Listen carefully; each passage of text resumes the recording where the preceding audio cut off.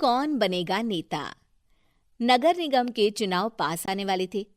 पूरे कानपुर शहर में टिकट को लेकर मारामारी शुरू थी, लेकिन सबसे ज्यादा चर्चा में वार्ड नंबर 40 की सीट थी। वो इसलिए क्योंकि इस बार वहां की सीट महिला के लिए आरक्षित थी। अब सवाल ये था कि चुनाव लड़ेगा कौन। इससे पहले ठाकुर साहब वहां से पार्षद थे और इस बार उन्होंने अपनी पत्नी सीमा ठाकुर को टिकट दिलवाई और ठाकुर साहब की शान के कारण सीमा जी ने 20,000 वोटों से चुनाव जीत लिया। अरे बधाई हो सीमा भाभी, अब तो आप वार्ड की पार्षद बन गई हैं। अब तो हमारे काम आप ही करवाएंगी। अरे ये तो सिर्फ नाम की पार्षद बनी है, वो तो महिला सीट आ गई, वरना पार्षद तो मुझे ही बनना था। अब भले ही चेहरा इसका होगा, लेकिन पावर तो मेरी ही होगी। अरे वाह भाई साहब, क्या दिमाग लगाया है आपने भी। आइए आप लोग, खाना लगा दिया है सबके लिए। सीमा जी पार्षद बन चुकी थीं, फिर भी उनकी एक ना चलती। सारे काम ठाकुर साहब खुद ही संभाल लेते और जहां जरूरत पड़ती वहां सीमा जी का अंगूठा लगवा लेते। सीमा जी ज्यादा पढ़ी लिखी भी नहीं थी। एक दिन ठाकुर साहब और सीमा एक प्रोग्राम में जाते हैं। अरे ठाकुर साहब, आप आ गए। ओहो, पार्षद मैडम भी आ गई हैं। स्वागत है आप दोनों का। लगता है हमारे पार्षद फंड का सही इस्तेमाल हो रहा है। चलिए अब उद्घाटन करते हैं। ये लीजिए ठाकुर साहब कैची, आप ही सबसे पहले प्रवेश कीजिए। सब लोग आगे निकल जाते हैं और सीमा जी पार्षद होने के बावजूद भी पीछे खड़ी रह जाती हैं। वो देखती हैं कि वेलकम बोर्ड पर उनका नाम है, लेकिन महिला होने के कारण कोई उनका सम्मान नहीं कर रहा।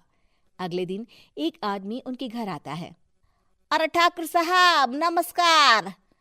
कल ना हम नोटिस किए कि हमारा घर तो अवैध है और नगर निगम वाले उसे तोड़ने आ रहे हैं। अरे कुछ कीजिए ना ठाकुर साहब। देखो भाई, मैं तो ज्यादा कुछ कर नहीं सकता, पर अगर तुम सबकी जेब गर्म कर दो तो कुछ हो सकता है। कुल मिलाकर 4 लाख लगेंगे। अरे 4 लाख ठाकुर साहब? अरे भाई, मैं अपने लिए नहीं मांग रहा हूँ। दरोगा है, इंजीनियर बाबू है, बड़े साहब है, सबको देना पड़ता है ना थोड़ा थोड़ा।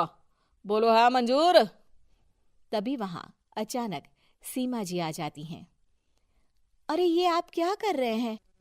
पहले इन्हीं लोगों से तो आपने वोट मांगे, अब इनसे ही पैसे ले रहे हो। अरे चुप रहो तुम।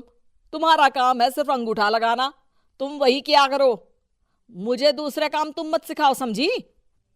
और तुम ना जाओ, अब पैसे लेकर आओ, वरना जेसीबी किसी भी वक्त आती होगी। सब कुछ ऐसे ही चलते रहता है। एक दिन सीमा जी और ठाकुर साहब को एक लोकल मीटिंग में बुलाया जाता है। वहां पर कई और अधिकारी लोग भी मौजूद रहते हैं। अब मैं चाहूंगा कि ठाकुर साहब हमारे बीच 2 शब्द कहें। मेरे प्यारे भाइयों और बहनों, आज मेरा सौभाग्य है कि मैं आप सबकी सेवा दिन रात कर पा रहा हूँ। आपने मेरी पत्नी को भारी मतों से जिताया है, इसलिए मैं आप सभी का शुक्रगुजार हूँ। मैं आप सबसे वादा करता हूँ कि हमेशा की तरह हमारे वार्ड में किसी को कोई तकलीफ नहीं आने दूंगा। सभी लोग तालियां बजाने लगते हैं। अब मैं माननीय पार्षद मैडम को स्टेज पे बुलाना चाहूंगा। अपने नाम को बुलाया सुनकर सीमा जी एकदम चौंक जाती है। उन्हें बिल्कुल उम्मीद नहीं थी कि इतनी बड़ी जगह उन्हें मंच पर बुलाया जाएगा। जैसे तैसे वो मंच पर चढ़ती हैं। ऊपर जाते ही सीमा जी को सारी पुरानी बातें याद आ जाती हैं कि किस तरह उनके पति उन्हें कभी भी आगे बढ़ने नहीं देते और उनके नाम से गलत काम करते हैं। वो बोलने लगती हैं। मैं आपके वार्ड की पार्षद सीमा हूँ। आप में से बहुत कम लोग ही मुझे जानते होंगे, क्योंकि इससे पहले मुझे कभी ऐसा मौका ही नहीं मिला। सारे मौके मेरे पार्षद पति यानी आपके ठाकुर साहब ही लेते रहे, लेकिन आज ये मौका मुझे मिला है तो मैं इसे ऐसे ही नहीं जाने दूंगी।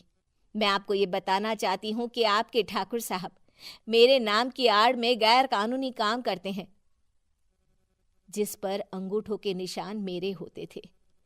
इसीलिए मैं अपनी गलती मानती हूँ और आज अपने पद से इस्तीफा देती हूँ, ताकि आगे से कोई गलत काम ना हो पाए। अब फैसला आप सबके हाथ में है कि आप हमें क्या सजा देना चाहते हैं।